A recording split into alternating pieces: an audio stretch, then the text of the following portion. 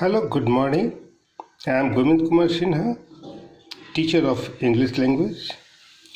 Today I am going to teach you parts of a speech, and I think it is equally important for the students of class 6, 7 and 8. So let us start. In the English language, words have been divided into 8 parts according to their function and uses. These are called parts of speech.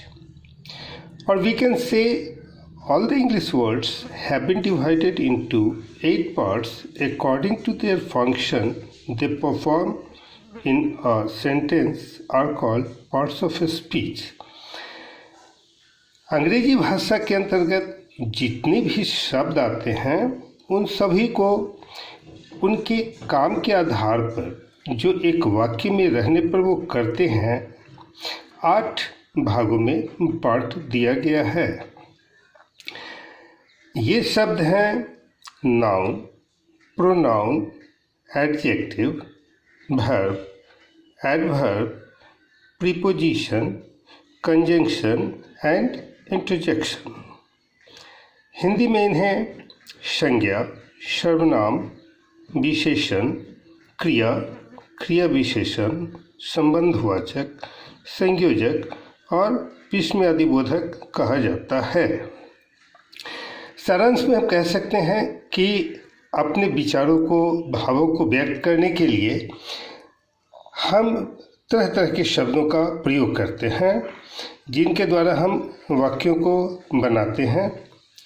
इन सभी शब्दों को उनके काम के आधार पर जो एक वाक्य में रहने पर वो करते हैं 8 भागों में बांटा गया है। अब पहला नाउन क्या है? What is a noun? A word which is used as the name और designation of a person, a place और a thing is called noun. हम दूसरे शब्दों में कह सकते हैं, क्योंकि इसके कई तरह के डिफिनीशंस हमें देखने को मिलते हैं, जैसे noun is the name of person, place, animal और थिंग्स। तो संज्ञा किसी भी चीज़ को जो हम देखते हैं या अनुभव करते हैं उन सभी चीज़ों का कोई ना कोई नाम होता है, उसे ही हम नाउन या संज्ञा कहते हैं। जैसे उदाहरण के तौर पर फॉर एग्जाम्पल यहाँ दिया हुआ है, अदिति या आर्यन लड़के या लड़की का नाम है, पटना एक स्थान का नाम है, गंगा एक नदी का नाम है, इंग्लिश एक भाषा का नाम है, कुरान, बाइबल, ये सब अलग अलग ग्रंथों के नाम हैं। तो इस तरह हम देखते हैं कि हर वस्तु, हर चीज़ का, पुरुष का, स्त्री का, स्थान का कोई ना कोई नाम होता है जिसे हम संज्ञा कहते हैं। अब इन संज्ञा के कई भेद हैं जो दिए हुए हैं। Kinds of noun, there are 5 kinds of noun. संज्ञा के 5 भेद होते हैं जो हैं proper noun, common noun, collective noun, material noun और एब्स्ट्रैक्ट नाउन।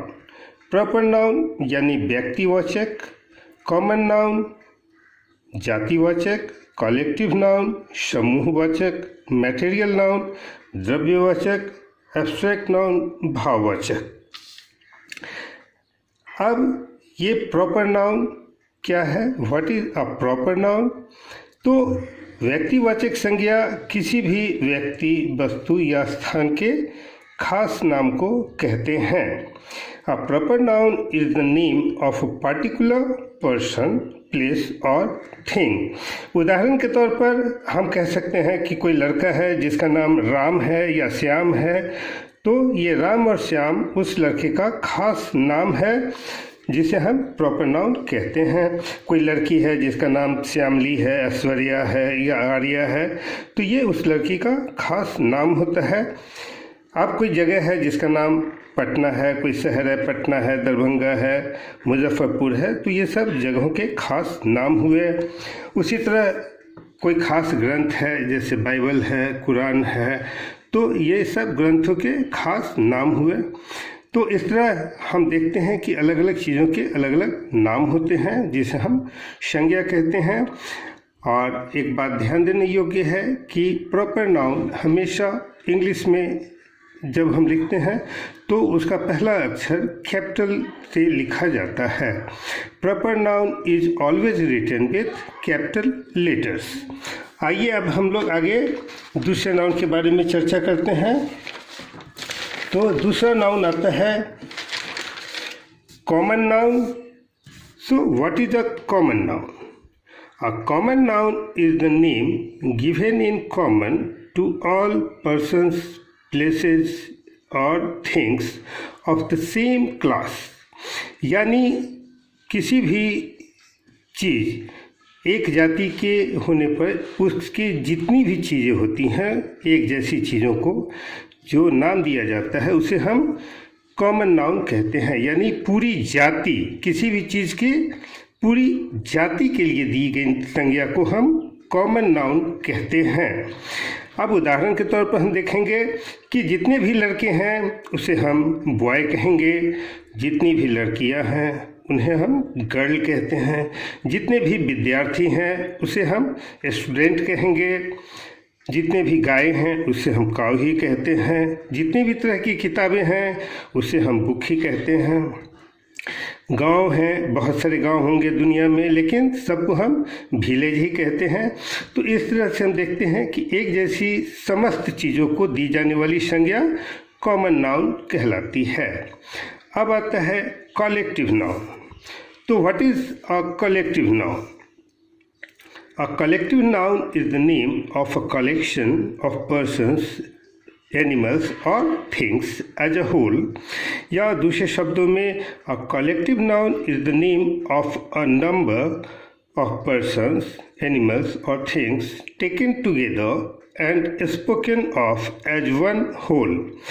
अब कलेक्टिव नाउन एक जैसी चीज़ों के समूह को कहते हैं। अगर एक से ज़्यादा कोई चीज़ इकट्ठा है, जैसे लोगों का भीड़ है तो उसे हम क्राउड कहते हैं, या हिंसक भीड़ है तो उसे हम मॉब कहते हैं, जानवरों का झुंड है तो उसे हम फॉक कहते हैं, शेरों का झुंड है तो उसे हम प्राइड कहते हैं। तो इस तरह से अलग अलग चीज़ों के समूह को अलग अलग संज्ञा दी जाती है। जैसे जूरी है, it is a collection of जजेज, a crowd is a collection of people, an army is a collection of soldiers, a fleet is a collection of vehicles, flock is a collection of birds। तो एक जैसी चीज़ की समूह को हम collective noun कहते हैं और ये सिंगुलर माना जाता है। चौथा है what is a material noun, यानी द्रव्यवाचक संज्ञा क्या है। तो जितनी भी चीज़ें हम खाने पीने के काम में लाते हैं या जिसे हम नाप तौल सकते हैं उसे हम मटेरियल नाउन कहते हैं। Material noun is the name of materials that are either edible और कैन बी वेट और मेजर्ड। यानी जिसे हम नाप तौल सकते हैं या फिर जो खाने पीने के काम आती है उसे हम मटेरियल नाउन कहते हैं।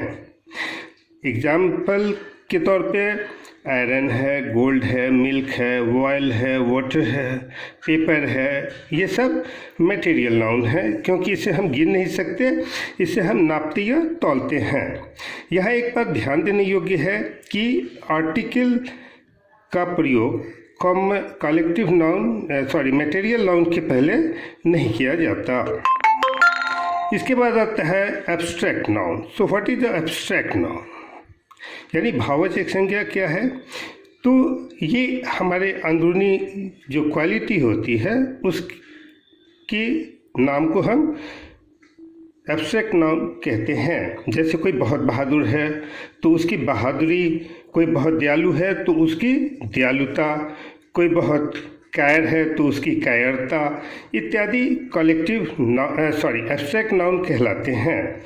An abstract noun is the name of a quality, action और स्टेट ऑफ समथिंग और समबडी उदाहरण के तौर पर ऑनेस्टी ईमानदारी, चाइल्डहुड बचपना, डार्कनेस अंधकार, डेथ मृत्यु, लव प्यार, काइंडनेस दयालुता, life music etc are the examples of abstract noun.